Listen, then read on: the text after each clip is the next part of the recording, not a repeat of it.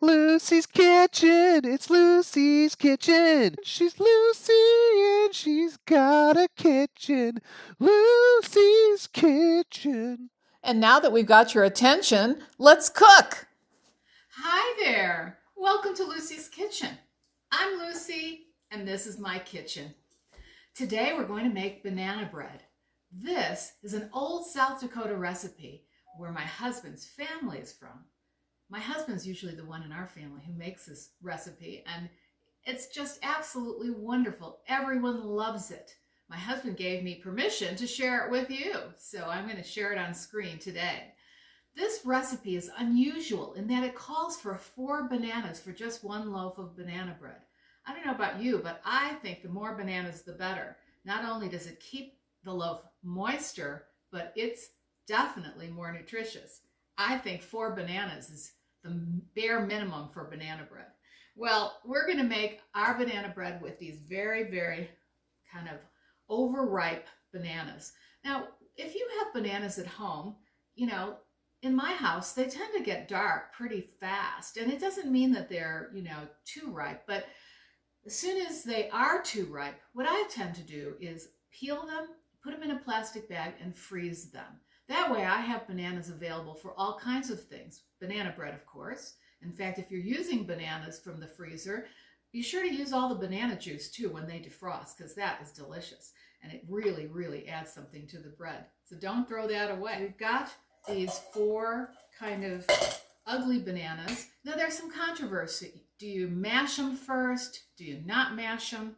Well, it depends on how ripe they are. If they come out of the freezer, you pretty much don't even need to mash them because they're so soft. These are pretty soft. In fact, let's take a look here. Oh yeah. And it's okay if they're black. They're okay if they're just really, really soft. You just kind of drop them in there.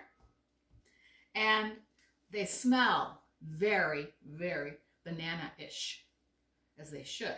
But I mean, really ripe bananas have just an intense fragrance. So I'm really not going to need to mash these, but I'm going to mash them just to show you how to do it. Because these are so soft, you can put them right in the batter by themselves. Unmashed, they'll mash up just fine with the beater. But the easiest thing to do is to just use a potato masher and just smash them around a few times. And really, you don't need to do much more than that. Okay, they don't have to be liquidy, they don't have to be smooth, they just have to be kind of squished. So, that's it, we're done with that. Whoops. Okay, now we're going to do our first steps. First, you want to have some softened butter. And we've got a stick of softened butter, which is 8 tablespoons. Whoops. And we've got a cup of sugar. So I'm going to go ahead and beat that together till it's creamy. Then we're going to add the eggs. The butter and the sugar is nice and creamy. Now you could also add the eggs when you add the butter and the sugar. It doesn't really matter.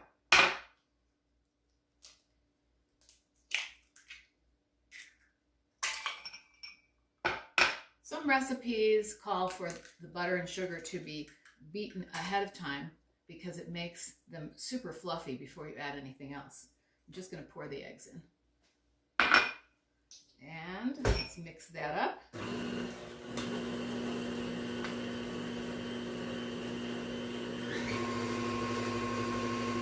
So the eggs, sugar, and butter look like a very, very lemony, sort of a cream sauce, almost like a lemon curd.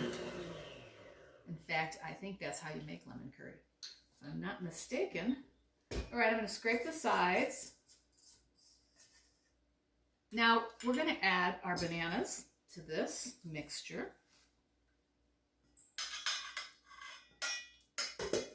A little bit awkward. There we go. Right, nice.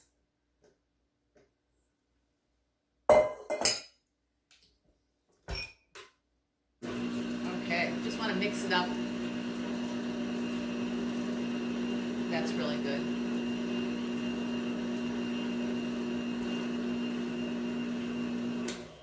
Okay, now we're going to add some baking soda to a 3 tablespoons of hot water. Now, this is a step that is unusual, but really you could add the baking soda to the flour and just whisk them together. But this kind of makes it easy, and it gives you ultimately the right amount of liquid for this delicious banana bread. I'm going to go, and it doesn't have to be super mixed. If it's a little bit, if there's a little at the bottom, you just scrape it right in there. Mix that in.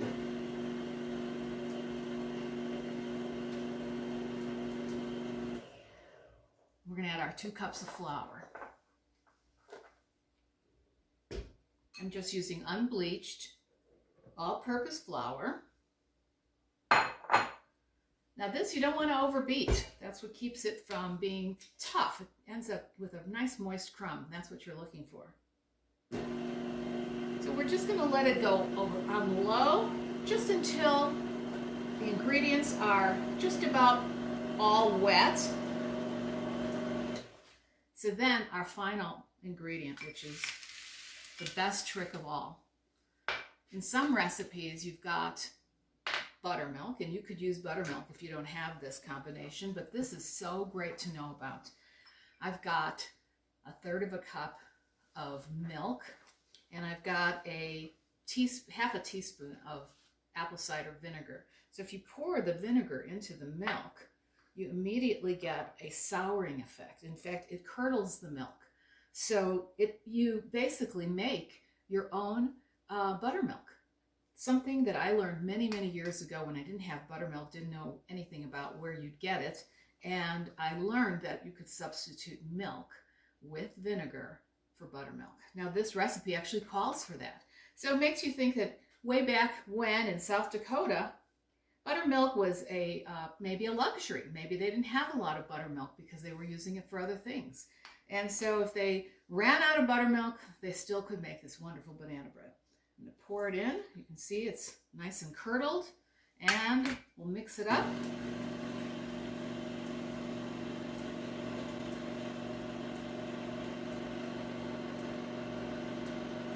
And that's it. Now, the best part. It smells amazing. We're going to scrape down the sides. We're going to get all of this good banana batter.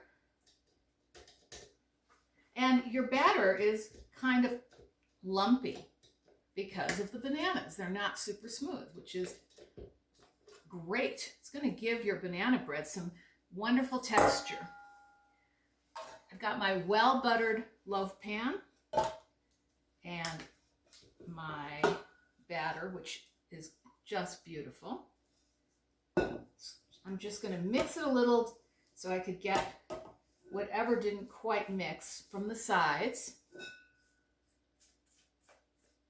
And reach all the way down there and make sure you've got everything mixed together. Pour it in.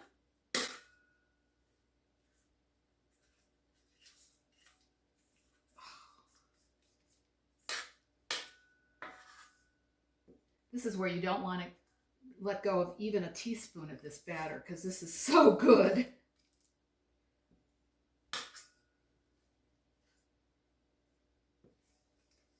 Okay. I'm going to grab the last of it. There we go. Okay. Now, just take your spatula and kind of run it down the middle and go back and forth until your bread flattens a little. Another option is to put a towel on your counter and and that gets rid of any air bubbles that might be in there. Now you can bake it just like this, or you can do what I do, which is to take some coarse sugar, it's turbinado sugar. There's just a teaspoon, it's just a teaspoon of sugar, and sprinkle it on the top. What this does is it gives it a nice brown color, and it gives it a really delicious, crispy crust. Just marvelous. And 1 teaspoon does it. It's my secret ingredient. The original recipe doesn't actually call for this, but I love it. All right, and that's it. Now we're going to bake this for an hour. We're going to test it with a toothpick and make sure the toothpick comes out clean. Once it does, it's ready. So I'll see you when it comes out of the oven. It smells great. And it's popping right out. Now, I checked this at 55 minutes and it was pretty done. It looked very brown, but right in the center was still a little gooey. So I just put it in for 5 more minutes. You should really check your own oven. Ovens vary so much. So in your oven, it might only take 50 minutes or it might take an hour and 15 minutes. You just never know. It really depends on your oven, the amount of moisture in the air, the moisture in your flour. So many things really go into this, but in general, about an hour is the right amount of time. So it's very warm. It just came out of the oven, but it is coming out, okay? Now, if you have a nonstick pan that's well buttered, this is going to be a snap. If you don't, well, then I would let it cool in the pan before you try to take it out. But by doing this, woo, we can, there we go, woo, we can let it cool and come back in a shorter period of time to give it a try. So I will see you when it's cool enough to eat. The South Dakota banana bread is cooled off and ready to slice. Oh, it's fantastic. First of all, the crust with that little bit of turbinado sugar is crunchy. And my husband loves the heel, so I'm going to leave that for him. Look at that. It's so moist and absolutely gorgeous inside. Oh, fantastic. Oh. Now, if you can wait to slice it until it's completely cool, it'd probably be better. It keeps like this for quite a while. Like you can keep it like this overnight, unsliced, and you don't even have to refrigerate it. You don't have to cover it, and it actually makes the crust crustier. So here we go. Just gonna break off.